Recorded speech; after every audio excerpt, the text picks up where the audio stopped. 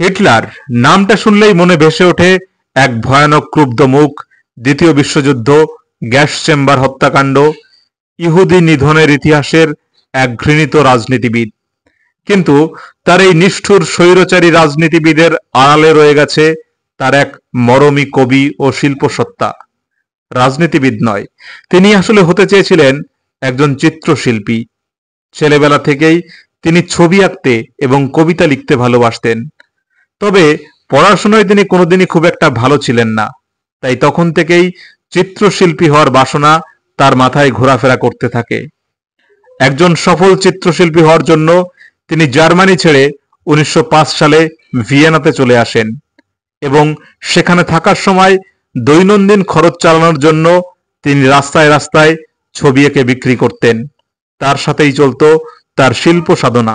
1907 সালে 18 বছর বয়সে হিটলার ভিয়েনার বিখ্যাত একাডেমিক অফ ফাইন আর্টসে ভর্তি হওয়ার চেষ্টা করেন, কিন্তু পরপর দুইবার পরীক্ষায় বসেও তিনি উত্তীর্ণ হতে পারেননি।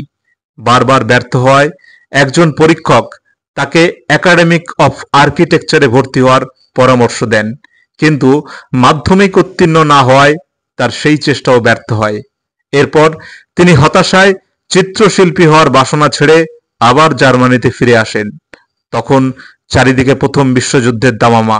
হিটলার জার্মান সেনাবাহিনীতে যোগ দিয়ে প্রথম বিশ্বযুদ্ধে অংশগ্রহণ করেন এবং যুদ্ধ শেষে তিনি জার্মানিতে প্রত্যক্ষ রাজনীতিতে জড়িয়ে পড়েন। কিন্তু সেদিন যদি ভিয়েনার আর্ট স্কুলে হিটলার ভর্তি হতে পারত, তবে আমরা এই স্বৈরাচারী হিটলারকে দেখতে পেতাম না।